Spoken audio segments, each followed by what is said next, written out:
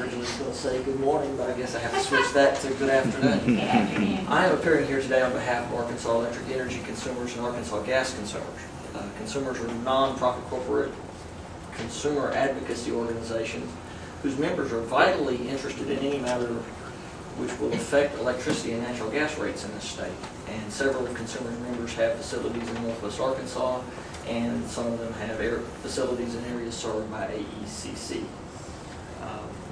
Several of the witnesses in this case have suggested mothballing or replacing the Flint Creek Plant with alternative gas-fired generation. Consumers are disturbed by these proposals because they seem to ignore a number of important points that the Commission should consider before it rules on the utilities request in this document. The proposals would seem to embody a policy of eliminating coal-fired generation and adopting instead natural gas as the state's fuel of choice for electricity generation. Any such policy would ignore the need to maintain a balanced fuel mix for electricity generation in the state. Diverse fuel mix helps protect Arkansas consumers from fluctuations in fuel and other costs and reduces our risk from fuel delivery disruption. The proposals ignore the impact of the historic volatility of natural gas prices on the cost of electricity. Natural gas costs, of course, are historically more volatile than coal prices. And no consumer can ignore the impact that increasing the uncertainty of its energy costs will have on its planning and operation. Over-reliance on natural gas as a fuel for producing electricity has some dangers.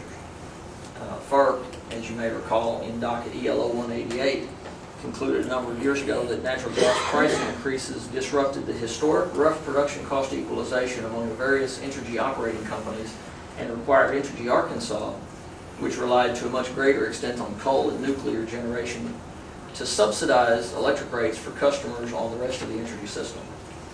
EAI's customers are still making the FERC subsidy payments associated with the difference in cost between gas-fired generation and coal-fired generation. Louisiana's failure to diversify its generation sources has cost Arkansas ratepayers more than $1 billion since 2006, and that's something the Commission should keep in mind. Assuming the decision to rely on generation outside northwest Arkansas were made, there would be a significant need to construct new electricity transmission facilities to move power into the area. Major electricity transmission facilities can be expensive and difficult to site. It is not clear to us that these issues have been fully addressed in this docket so far. Switching fuel from coal to natural gas will have the effect of increasing natural gas prices to consumers as a result of increasing demand. According to the U.S. Energy Information Administration, natural gas prices hit a low of just under $2 per MMBTU earlier this year. And now they have increased more than 60%, and that's just since June. In fact, the Energy Information Administration reports a 10% increase in the cost of natural gas in the last week alone. The Commission must ask itself how much more gas costs could increase throughout the state if we begin engaging in the wholesale of fuel switching. SWEPCO would be required to build a new natural gas transmission line if Flint Creek is converted to natural gas. The cost and time to construct a new natural gas pipeline, I don't believe, has been fully addressed in this case.